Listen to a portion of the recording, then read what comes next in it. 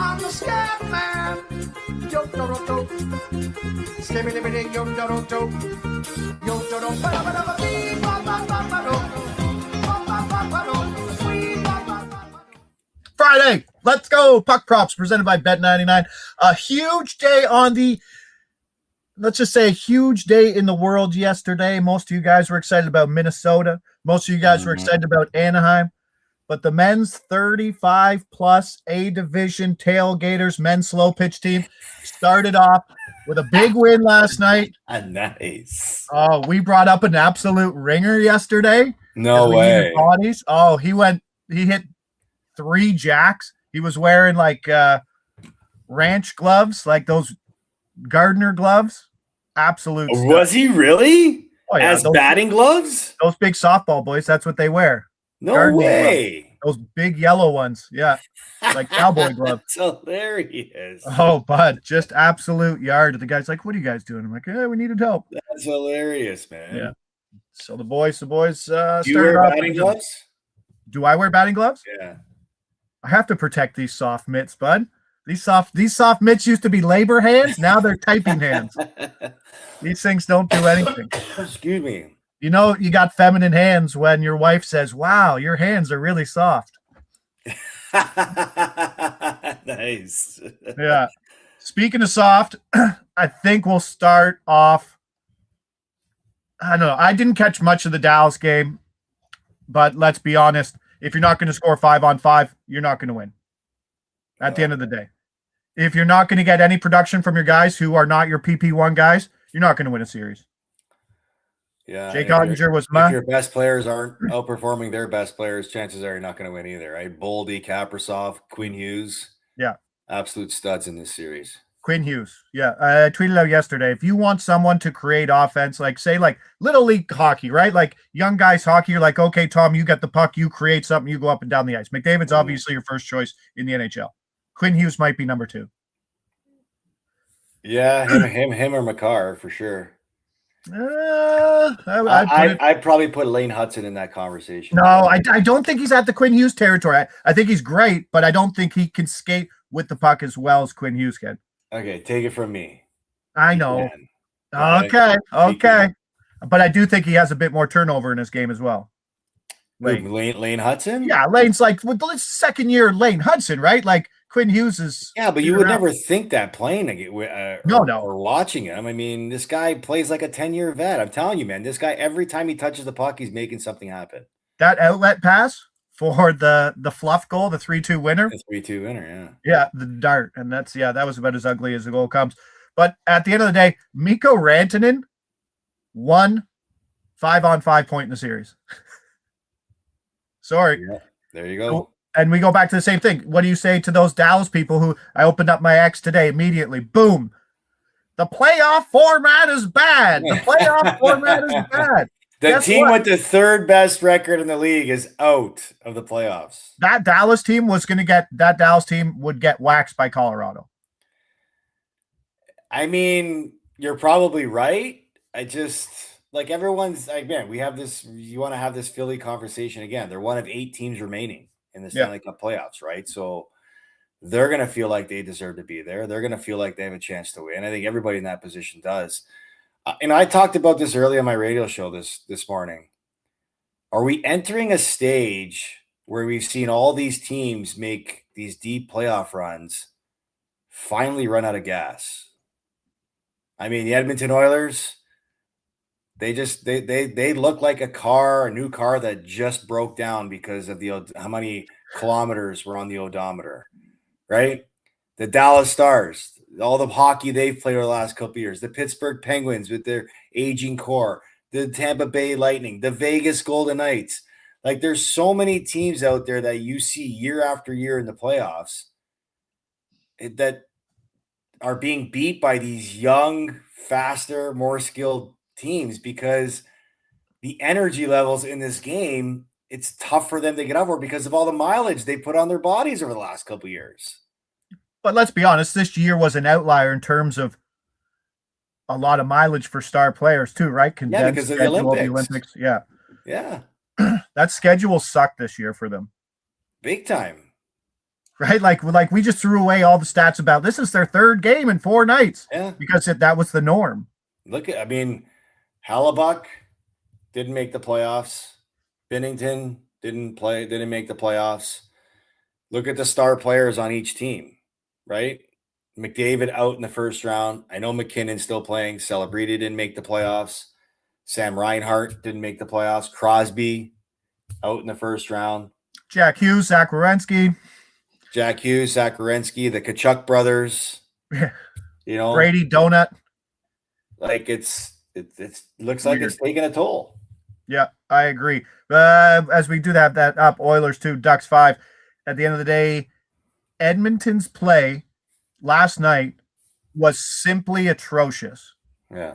And yes, whatever, you can say, I didn't get goaltending for Connor Ingram. If you watch that game, Connor Ingram might have been the only one keeping them in, when it was 3-1 because it was going to break. And then you get the 3-2 goal. And what's Hyman doing kicking that in? I know it's reactionary, but the puck's right there. Yeah. And the thing is that he went through the train on the bench, he scored. He knew staring at McDavid. He's like, probably Joel not Quenneville. count. They panned to Joel Quenneville, and he's like, get out of here with that stuff. But that was just sloppy in their own end. Can't get the puck out, giving up odd man rushes the other way. Edmonton. I honestly think Connor McDavid summarized it best. He basically said, we were an average team with high expectations, and we played like an average team.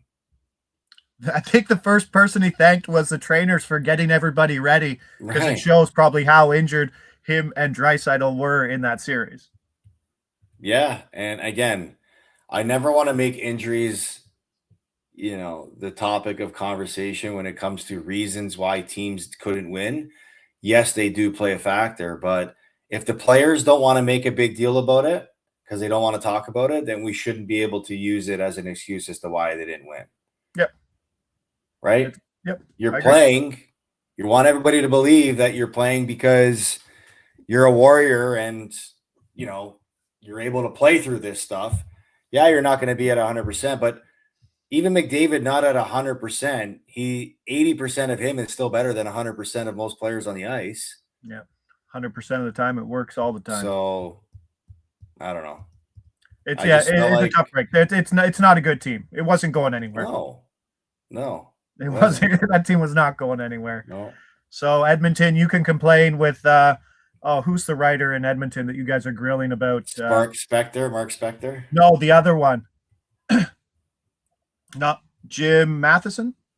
Okay, that's a name. I don't know if it's him. Yeah, Jim Matheson. Yeah. They're getting on him because he's talking about that Bouchard shouldn't be the Norris, and that's all they got right now. So that's going to be a tough vote. Anaheim moves on. Anaheim look fast. Anaheim, we're watching Jackson Lacombe turn into an upper tier puck moving offensive defenseman too. Really exciting stuff. Lucas Doschel can play elite level hockey. At the end of the day, you had Edmonton get great production from Puck Kolzing and Kapanen, and it still went to waste. Edmonton got the depth scoring, right? They just couldn't keep the puck out of their net. Zach Hyman and Ryan Nugent-Hopkins might be they're not like the supplementary guys that they're not your B players. They're not good. Like Hyman's probably not 100%. Right. Nuge is not Nuge is a third liner. At his best? No, he's like on a good team, he's a third liner now. I don't know about that.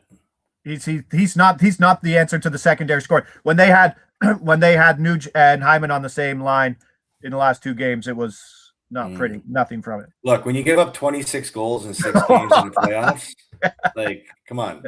Yeah, you're done. Yeah, you can talk about all the good offensive players that you have. If you can't keep the puck out of your net, you can't win. McDavid was -8 in the series. Whatever, it's tough, and it's there's going to be lots of talk about pointing to him about his resume and coming up short. At the end of the day, he just didn't. He doesn't have the support around him. And do you think he's thinking right now that maybe in his best Job impersonation, that maybe I've made a huge mistake in terms of taking a discount and hanging out in Edmonton? You'd have to think that's got to be crossing his mind, right? Whoops. I mean, like you talk about entering a playoffs in a season. Okay, so you're entering the season where you didn't make that many changes. You still didn't address your goaltending. The answer to your goaltending, you put your stock into a guy that people scratch their head at and saying, "Wait a minute, this is who you're aligning Connor McDavid's future with, is Tristan Jarry." And it's not just that, it's just you had a path in the playoffs that didn't include having to play Florida in the Stanley Cup final, the team that you couldn't beat in the last 2 seasons. You had a team that just re-entered the playoffs with a bunch of young players as your first matchup. You had a chance to play either Vegas or Utah in the second round. Yeah. Like, now, dog in the chat. I would say this year's path was a lot more favorable than the path they had last year. For sure. And I think they missed out on a great opportunity. Shot themselves in the foot. Now, dog in the chat says, nah, regarding McDavid's contract, says, nah, it's a tradable contract. It was super smart. Helps Edmonton out and him out. Well, anybody who's trading for McDavid, or the idea of trading for McDavid, is going to find a way to make that a tradable contract. So yeah, it does. Like if it was 16, it's still a tradable contract. Yeah, for sure. Yeah, but I don't know there's lots. What was I seeing? Some trade proposals from like Montreal side, like Suzuki, Hage, the defenseman from 2 years ago. I call him Rick. Yeah. And Dobish and a first round, something like that. For McDavid? Yeah. Why would Montreal do that? I don't know. I think you keep Suzuki and get rid of Demidov in terms of if you're packaging someone like that. Right. Yeah. Right. I mean, like, look, I mean, you could make trade proposals for every team in the league. McDavid's not just going anywhere just for the sake of Edmonton making a trade. If he agrees to be traded, he's picking his destination. Yeah. And who is that? Everyone in Toronto wants it to be Toronto. I don't necessarily think that it'll be Toronto. This guy wants to win a Stanley Cup. He's probably going to choose a team that's the closest to win a Stanley Cup. I could probably see him looking at a team like San Jose and pairing himself with a guy like Celebrini, right? Yeah. I know McDavid's a loyal guy. He's loyal to Edmonton, but he's also loyal to Draisaitl. So like the package going back would have to be like Sam Dickinson, Mike Omisa. Like you're getting rid of those guys. Yeah, but is Draisaitl part of that package? Right? He's not gonna. I don't think McDavid. There'd be a package deal. I don't think McDavid's gonna leave Draisaitl hanging. Because again, think about it. If McDavid wants his way out, why the hell's Draisaitl gonna stay? For sure. But right? That's what kind of package would McDavid and Draisaitl be? Everyone has to like it will be like those guys and their wives, and it's like, you have to take my wife too. Like it's gonna go a lot more than just like you wouldn't even be able to field a roster with what's gonna have to turn around, or they just whatever. They both have. Do they have no trade clauses? I would assume so. Yeah. We'll see. But that is exciting. Well, I'm not playing 26 franchise mode. Believe me, I'm not suggesting anything. I'm not predicting anything. I'm just saying. Yeah, Draisaitl doesn't want to be there. The team sucks. If McDavid leaves, why would Draisaitl want to stay in Edmonton? Yeah, I think you would put that. If McDavid leaves, I would put it better than 50% that Draisaitl's gone. Whether he goes, I would put it 100% that Draisaitl's gone. Okay, I like it.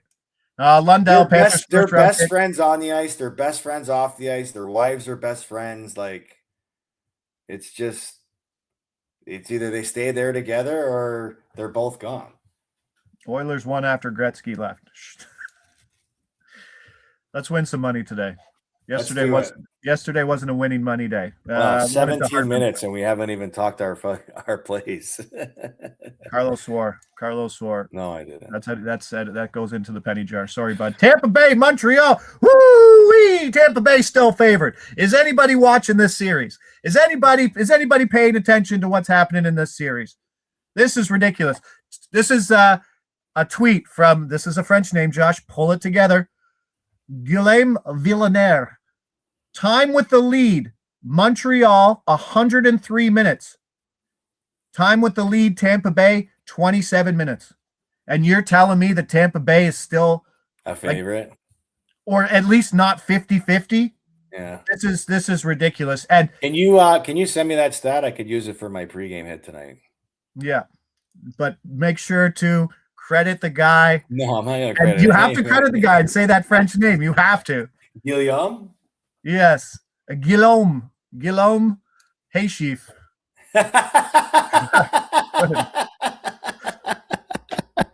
But that's it. Montreal's been a dog in this series, and we're going Montreal -1.5 plus 240. We're going Anderson for a point plus 220. He didn't start on that top line, but he finished on that top line. And it seems like Anderson. You're going Montreal -1.5? Have you not seen the elimination games? 5-2, 4-1. The only ones that haven't gone -1.5 are the ones that I bet on. Philadelphia. I feel like this has overtime written all over it tonight. I just need 3-2 Montreal in the last period and then win 5-2. You're right. Throw up all. So this is what I'm doing. Hey, elimination games. Let's take every team to close out the series and win by 2 or more for 32-1. Whoa! Boom! Oh! Whoa! I need empty netters. I'll take it just because it gets silly. So it's a fun one for the Friday night. We'll run that. But I do like Montreal in this. Vasilevsky, 5-15 straight up in his last 20 playoff games, 880 save percentage. I brought it up the other day. Kucherov, 1 goal in his last 20 playoff games. They're done. They're cooked. Montreal's got the dog in them, right? You carry over that last 3 minutes of the last game. Like, that has to get carried over. No, like that mentality, that probably changed the mentality of Montreal and just the confidence that they have to close out a game like that. No? Absolutely it did. Woo. I mean, considering 2 games in this series, they gave up a third period lead. For them to finally figure it out and close it out, that's got to be a huge confidence boost for them. Skywarp Greer from Australia. Did you cash on the Ducks and the Wild today? See, 12 hours difference. What day? Today is a new day over here. Skywarp. No, I didn't get. I needed a Hartman point with the win. I should have went Zuccarello Wild win. I did like that, but I didn't. I thought Edmonton would show up a little better. With Carlo round robin on all games to OT tonight. Ooh, there you go. There's the round robin. I'm on the -1.5. Carlo and Steve here in the chat. Round robin OT. Mm-hmm. You can see it. You can see it in Montreal, obviously. Nobody's scoring in the Buffalo-Boston series. That's 1-1 overtime again. Right. And then who knows? Anything can happen in Vegas. It's true.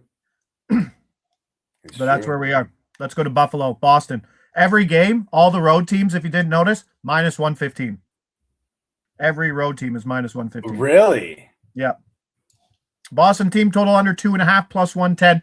I love this more than my second child. I love him. Don't tell him I said that, but Boston's not scoring.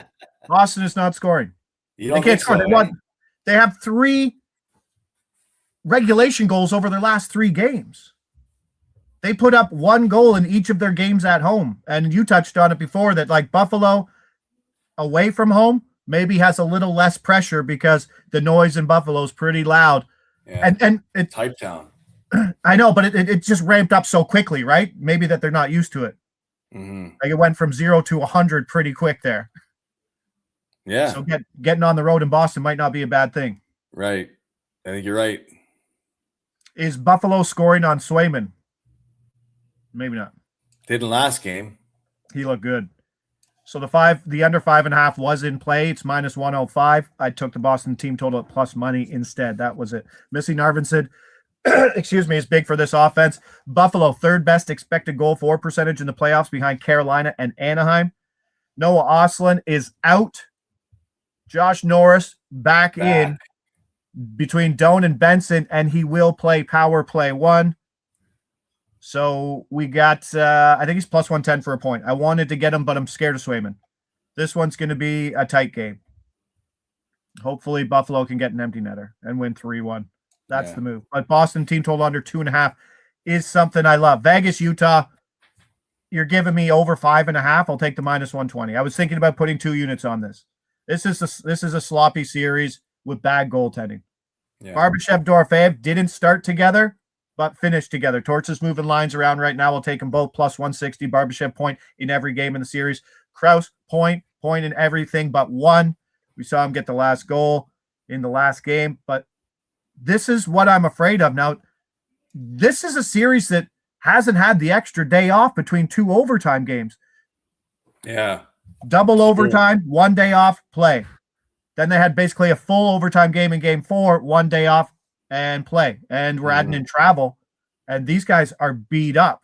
Like, how do you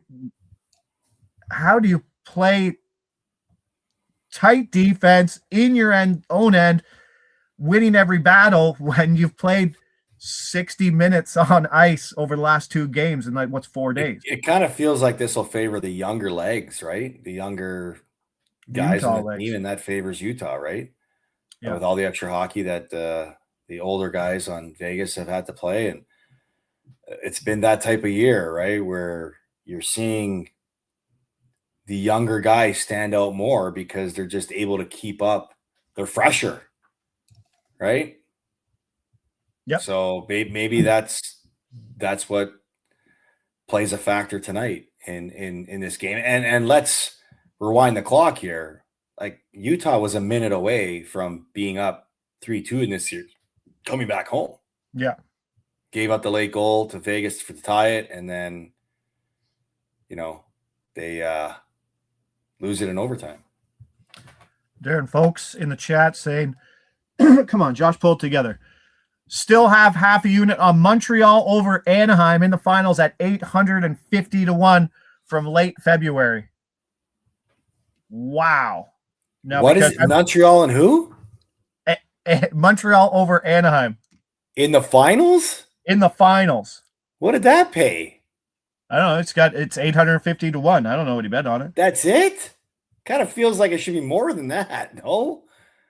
So I got some Montreal Cup winners at 30-1 as I'm looking at my Bet99 account right now. Rick Bonus, Jack Adams. That one's dust. Stanley Cup matchup, Montreal versus Anaheim, 500-1. $20 pays 10,000. That still seems low. Yeah, it probably is. No, I didn't tell the people I was betting. Wasn't probably great expected value. That was when did I purchase? You're talking about picking 2 out of 32 teams to meet in the final, and 2 of these teams are like bottom half of the league. That's got to be like plus. That's got to be like 2,000-1. All right. Okay. No, you're right. I'm not saying it was a great price. The worst part about it, Carlo. The worst part about it is I bet it back in November when no one knew that Anaheim and Montreal were going to be good. But that's what I mean. If you're betting it back at that time, 850 doesn't feel like that's good enough value. I mean, don't get me wrong, you're going to take it, but I will now. Kind of feels like it should be more. You got ripped off. No. All right. On this segment of Josh's minus EV bets, I'm trying to see if they do have that market up to see what it would be and what the finals would be. Let me know in the chat quickly what Montreal versus Anaheim Cup Finals is paying these days. It's probably still 50-1 or 500-1. Sorry. Well, if it's 500-1 now, that's more reasonable, but not back in November. Okay. All right. I'm going to cry myself to sleep after this. You could have said, Josh, maybe the Boston team total under 2.5 is a dumb bet, but that one hurt. That one hurt. What, the Boston under team total? No, Anaheim, Montreal, 500-1 in November when both teams have probably played 10 you can't games. Look at me and say that I'm wrong by saying that. No, you're right. They're not going to give me better odds on that. I'm like, ooh, that's. I can tell by some of the bets that are in the account how flush I was during those times by how dumb some of the bets I make. Right? You look back, you're like, wow, you were just throwing the money around back then, bud. Yeah, you must have planted some of those amazing trees in the backyard. Yeah, They not grow money. yeah, no trees today, that's for sure. But it is interesting to see and go look down in the graveyard. I call it the graveyard to go look at some of the bets that were placed. They're not cash outs, but like what's open at the I don't have anything else funny. I have like Darren Radish, Conn Smythe. I still like that one. I think I had a William Nylander Rocket ticket in there somewhere. That I think I got that after like game 1 when he scored 2. I'm like, well, you probably had the Jack Eichel, Art Ross, no? No, I had our Jack Eichel, Connor Hellebuck. Oh no, Jack Eichel, Lundqvist. Oh, sorry, Shesterkin. Yeah, sorry. Yeah. Shesterkin. Who else was there? Makar. Schaefer. I don't know if we had Makar there. Remember, it was our $20 for like 10,000. Yeah, I remember that. Yeah. See, look, Ducks over Habs is plus 10,000. Is 100 to 1. Ducks over Habs now is 100 to 1. I have the matchup for 500 to 1. So that's like cut in half. So like it's 50 to 1, probably Ducks and Habs now at that price, suggesting that. And then, yeah, now I got it at 500 to 1. Okay. We'll see. We'll see. We will see. All right. Friday in the books. Let's have some closeouts. I think we really mess up the weekend if these guys close out the series because there might not be any hockey on Sunday. Yeah, it's true. And they did move Carolina, Philly to Saturday. Carolina, Philly starts Saturday? Yeah. Holy moly. Yeah, because again, there's no Saturday. Because Carolina always has to play afternoon games on Saturday. Well, no, there's no Saturday games because all the series finished yesterday. Right? Yeah. All right, we'll see how it goes. Let's win some money today. Love it. Bruins don't score. Montreal keeps fighting momentum, ride over from their last win. Bell Center going to be crazy. And Vegas and Utah could each score 4 goals again. So we need it. Let's go. Let's have a day. Puck Props presented by Bet99. Back again on Monday, 10 o'clock with Andy Francis as well. Everybody, have a great weekend. Be safe. Uncle Carlo, lead us out, buddy. Ciao, folks. Yeah, man.